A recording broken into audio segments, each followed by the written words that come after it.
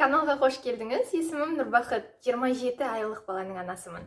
Сіз білесіз бе, 7 жастан 18 жасқа дейінгі жасөспірімдерге күніне 2 сағаттан аспайтын көгілдір экранның алдында уақыт өткізуге болады. Солай олар өздерінің денсаулықтарына ешқандай зақым тигізбейді.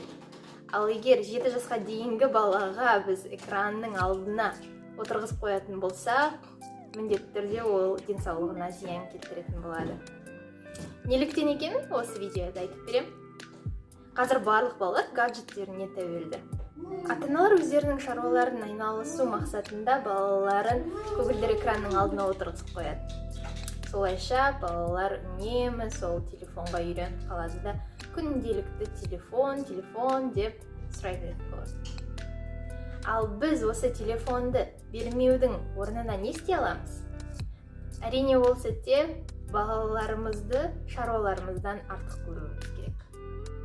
Яғни үнемі баланс деп, баламызбен айналысумен қатар күнделікті тіршіліктерімізді бірге баланс ұстауға тырысу керек. Ал балаларға гаджеттерді берудің орнына оларды мүмкіндігінше серуенге шығартып, немесе белгілі бір ойыншықтарды беріп, кітап оқытып, сондай шаруалармен айналыстырған жөн. Әрине осы шаруаларды атқарғаннан гөрі телефон беріп қою өте оңай. Бірақ ересек адамдар телефонның зиянды екенін ұмытып кетеді. Балаларды күнделікті экранның алдына қоймаудың бірнеше себептері бар. Ал сонымен, неліктен кішкентай балаларға телефонды бермеген дұрыс? Оның бірінші себебі, балалар әдетте экранның алдында отырған кезде бүкірейіп, осылай ыңғайсыз отырады. Соның салдарынан арқасы, белі, тірек бөлігі және де одан қоса иықтары, мойны ауырады. Соның салдарынан балада қисық тірек бөлігі дамитын болады. Келген гаджетті қолында ұстап отырғанның кесірінен оның шынтағынан саусақтарына дейінгі бұлшық еттер қимылдамай қалады да олар үйіп қалуы мүмкін. Соның салдарынан ол ауруды сезінеді. Барлығымыз білеміз, көгілдір экран көзге қатты әсерін тигізеді. Көгілдір экран көзді әдетте жыпылықтатуға мүмкіндік бермейді. Яғни үнемі көзін жыпылықтатпай отырған баланың, жалпы кез келген адамның көзі қатты құрғайды. Сол құрғағанның кесірінен ол фокусын жоғалтады. Яғни бұл дегеніміз көздің көруінің нашарлауы. Гаджеттердің физикалық тұрғыдан әкелетін зиянынан бөлек менталды да қатері бар. Күндіз бойы телефонның алдында отырған кішкентай бала өзінің эмоционалды шаршағанын, яғни мазасы кеткенін байқайды да белгілі бір стрессте болады. Соның салдарынан миы қатты шаршайтын болады. Ешқандай қозғалыс жасамаса да баланың миы ғана емес, денесі де шаршайтын болады. Гаджеттердің тағы да бір зияны ол ұйқысыздыққа душар қылдырады. Күндіз бойы бала экранның алдында уақыт өткізе отыра, ол стрессте жүреді де, сол стресс артынша ұйқысыздыққа да алып келеді. Ұйқысыздықпен қатар бала қорқатын болады. Қанша жердің сүйкімді кейіпкерлері бар мультфильмдерді көрсе де, бала сол күндіз бойы қараған мультфильмдердегі кейіпкерлер түсіне енеді де, ол шошып қалуы мүмкін. Яғни түні бойы сіз де ұйықтамайсыз, бала да ұйықтамайды. Барлық осы гаджеттерімізде микроорганизмдердің таралуына және олардың ұзақ уақыт бойы тіршілік етуіне жақсы орта қалыптасады екен.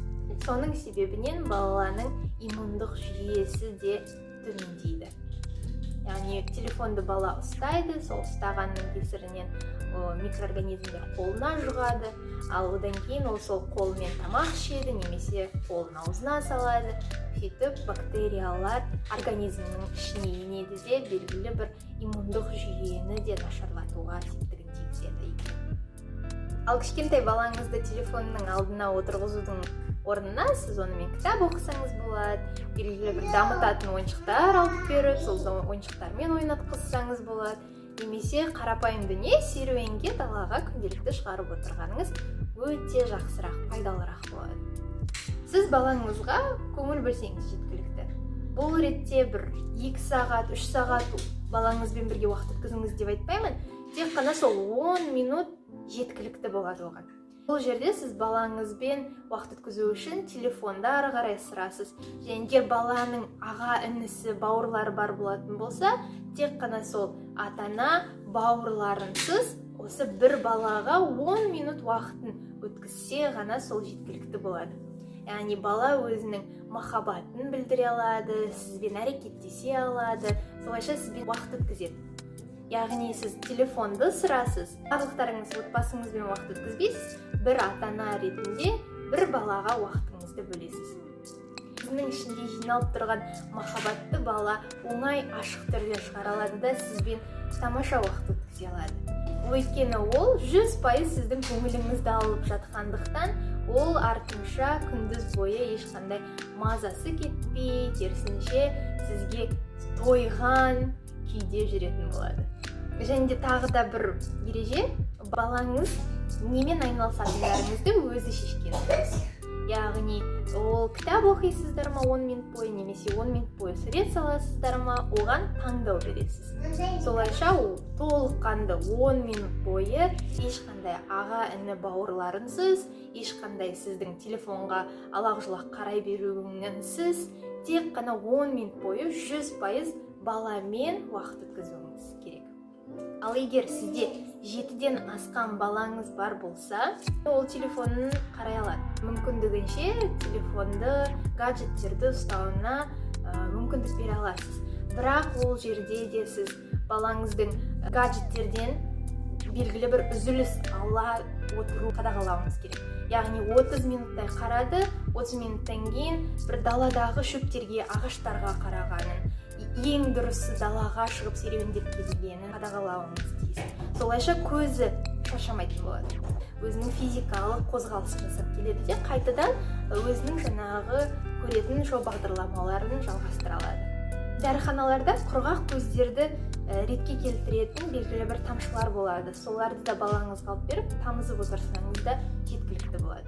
Солайша баланың көзін сақтаймыз. Міндетті түрде балаға шектеу қойғаныңыз дұрыс. 7 жастан асқан балаға күніне 2 сағат жеткілікті дедім ғой. Яғни сол сіз балаңызбен келісіп қоясыз алдын ала. Қазір жарты сағат көресің, жүгіріп қайтасың, серуендеп қайтасың, немесе өсімдікке қарай үйдегі деп, содан кейін тағы да жалғастыра аласың деп, осылай шектеу қойып, қадағалап отырғаныңыз жөн. Егер сіз балаңыздың телефон пайдалануын қадағаламасаңыз, ол әрине шектен шығып кетеді де, сіз оны ертең тоқтату сізге қиынырақ болады. Сондықтан бірден барлығын басынан бастап шектеп, оны қадағалап отыру керек. Өйткені балалар деген ол бізде жауапкершілік. Бала жайдан жай сізден бөлек тысқары өмір сүрмеуі тиіс. Ол сіздің қарамағыңызда, сіздің қорғауыңызда болғаны дұрысырақ. Өз басыма келетін болсам, мен 99%-да балаға ешқандай экранды көрсетпеймін. Яғни белгілі бір сауда орталықтарына барған кезде, яғни ол экрандағы жарнамаларды көруі мүмкін, немесе менің күнделікті таңғы жаттығуымды мен осы YouTube арнасынан ашып жасаймын. Сол кезде ол былай байқап қалуы мүмкін, бірақ ал арнайы оны телефонның алдына отырғызып, өзімнің шаруаларыммен айналыспаймын. Солайша менде бала тыныш ұйықтайды, солайша мен өзім де тынышпын, күніміз сондай жақсы өтеді. Видеоны соңына дейін тамашалағаныңызға рахмет. Каналға тіркеліп қоюды ұмытпаңыз. Әлі де талай пайдалы ақпаратпен бөлісетін боламын. Сау-сау!